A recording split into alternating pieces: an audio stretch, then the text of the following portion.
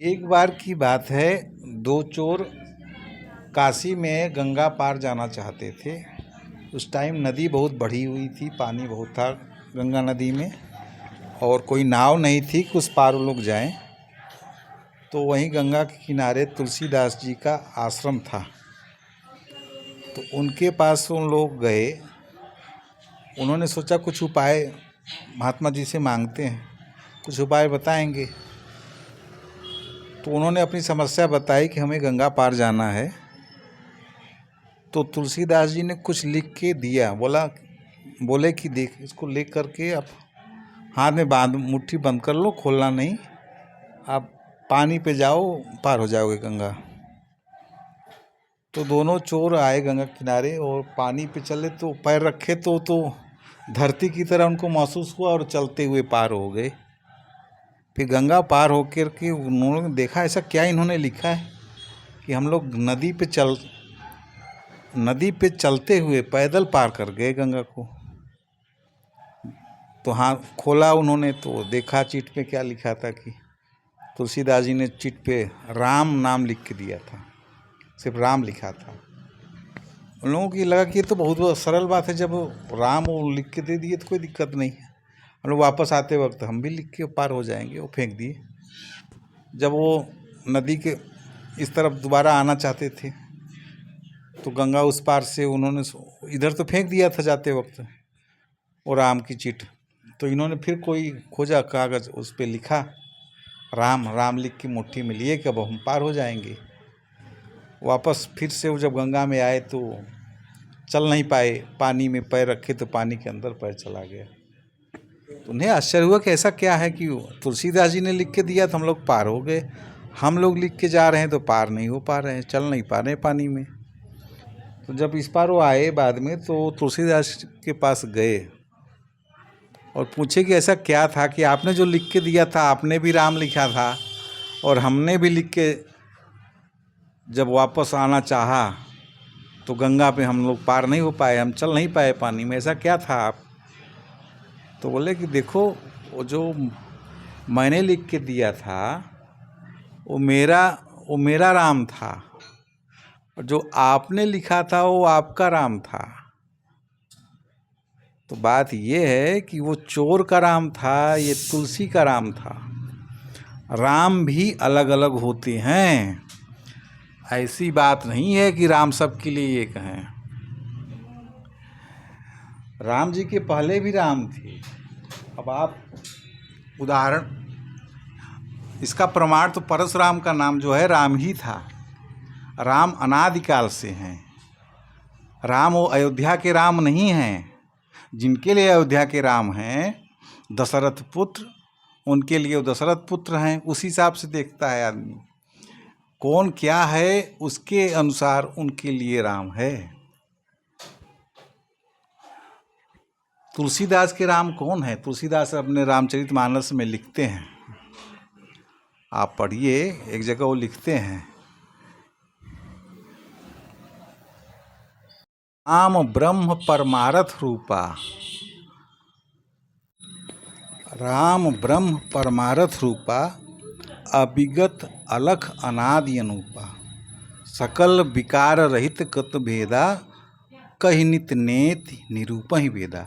ये तुलसी के राम है। तुलसीदास जी ने रामचरितमानस में लिखा है कि श्री राम जी कौन है। राम ब्रह्म है, परमार्थ रूप में है, अविगत अलग अनादि अनूपा, वो अनूप है, जिनकी उपमा नहीं की जा सकती, जिनका कोई अंत नहीं है, जो काल से परे हैं, जो काल से परे हैं, अनादि हैं, जिसका कोई आदि नहीं है, स्टार्ट नहीं है, अंत नहीं है। वो अविगत हैं, जो बीतते नहीं हैं, जो दिखते नहीं हैं, जो अलग हैं, जो दिखते नहीं हैं, अविगत हैं, जो बीतते नहीं हैं। मतलब वो ब्रह्म की बात कर रहे हैं, जो सत्य है, जिसका न आदि है, न अंत है, न जन्म है, न मरण है। सकल विकार रहित कृत भेदा, जो सारे विकारों से, सारे गुणों से, प्राकृतिक गुणों से, सत रज तम 3 गुण प्रकृति में होते हैं, इन गुणों से वो परे हैं, जिसको वेद नेति करके निरूपण करता है, नेति नेति कर करके। ये तुलसीदास जी के राम है। तुलसीदास जी ने इस राम की चरित्र का वर्णन किया है रामचरितमानस में। तो क्या ये अयोध्या के राजा राम हैं? ये दशरथ पुत्र राम है जो परमब्रह्म परमात्मा के रूप में है? ये तो आम आदमी जानेगा। तुलसीदास जी ने क्या लिखा है? वो ब्रह्म की बात कर रहे हैं। उनका राम वो तो कथा के माध्यम से आपको बता दिया कि जब आम लोग भी जुड़ें, परमात्मा तक कैसे पहुँचेगा, उसको डायरेक्ट नहीं बताया जा सकता। ये ऊंची चेतना के लोग वही समझ पाएंगे कि वो राम कौन है। सीधे सीधे अगर बता देंगे तो नहीं समझ में आएगा। वो कथा के माध्यम से आपको भक्ति मिला करके फिर ज्ञान की तरफ लाना चाहते हैं। तो ये तुलसीदास जी के राम थे। चोरों का राम क्या रहेगा? मेरा राम क्या रहेगा? आपका राम क्या रहेगा? ऐसे चोरों का राम क्या रहेगा? चोर चोरी करता है, उसकी जैसे बुद्धि है, जैसा मन है, उस प्रकार का आचरण है, जैसा उस प्रकार से वो क्या ब्रह्म को जानेगा? वो क्या ब्रह्म से उसका कनेक्शन होगा? क्या नाता होगा? उसके लिखने से, उसके राम से वो पार नहीं लग सकता। हमारे राम से हमारे पार नहीं लगेगा। हमको गुरु की आवश्यकता होगी, जो सिद्ध होगा, जो ज्ञानी होगा, जो पहुंचा हुआ संत होगा। इसीलिए हमको गुरु की आवश्यकता पड़ती है। जानने का क्या है? पढ़ लो, किताबें हैं, गीता रखा है, रामायण रखा है, वेद रखा है, उपनिषद पढ़ो। आप कौन मना कर रहा है? पढ़ने से थोड़ी ना आपको ज्ञान हो जाएगा। पढ़ने से याद हो सकता है, समझ जाओगे, अर्थ समझ जाओगे, आपको बोध थोड़ी हो जाएगा। आप उस ब्रह्म को नहीं पा सकते। बिनु गुरु हो ही न ज्ञान, बिना गुरु के, बिना पहुँचे हुए संत के। अगर हम पढ़ भी लिए, समझ भी लिए, तो हम क्या अर्थ का अनर्थ करेंगे? इसीलिए कहा गया है कि शास्त्रों को शूद्र न पढ़ें। अब इसमें गलत आप लोग समझ लेते हो। शूद्र किसी जाति के लिए नहीं कहा गया है। शूद्र हम सभी हैं। जिसकी क्षुद्र दिमाग है, कम ज्ञान है, चेतना की अवस्था नीचे है, वो हम समझ ही नहीं पाएंगे, हम गलत अर्थ लेंगे। तो पहले उस लायक बनो, अपनी ऊंचाई हो, उस लेवल के हम हों तो शास्त्र समझेंगे। और शास्त्र समझने के लिए किसी गुरु की ही ज़रूरत पड़ेगी। किताब क्या है? वहाँ लिखा हुआ है, वो शब्द थोड़ी हमको समझाएगा कि यहाँ हम किस लिए लिखे गए हैं। वो तो किताब में प्रिंटेड है, आप पढ़ोगे, वो क्या भाव है, आप क्या समझ पा रहे हो। तो गुरु अपने भाव से समझाएगा। ये है इसका, ये समझ है, ये अर्थ है। सबके राम अलग अलग हैं।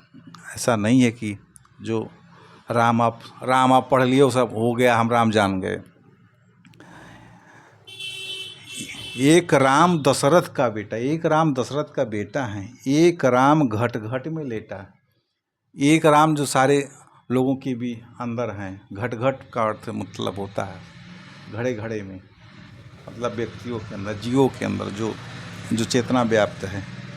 एक राम वो है। एक राम का सकल पसारा। एक राम जो समझता है कि संसार को बनाने वाला भगवान है, ईश्वर है, वो एक राम, एक वो है।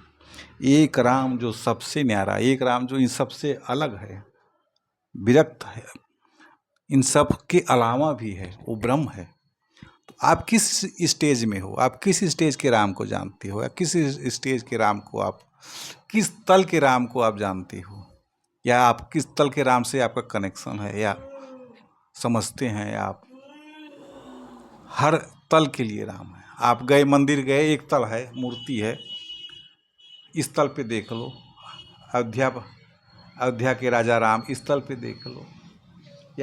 या इससे भी एक ऊंचाई का वाला तल है जो कि सबके अंदर है। उससे भी ऊपर है जिसने पूरे संसार बनाया है। एक उन सबसे भी न्यारा है। वही है परब्रह्म, परमात्मा। वो शब्दों से नहीं बताया जा सकता। और परम परमात्मा को आप जान ही नहीं पाओगे, आप पहले 3 लेवल को जानोगे, वो अलग विषय है। तो मेरा एक कहने का अर्थ यही है कि सबके लिए राम अलग अलग हैं। आप कैसे राम को जानते हो, ये आपकी चेतना के स्तर पे निर्भर करता है। आपका क्या राम है, कमेंट करके बताइए हमें। धन्यवाद मित्रों।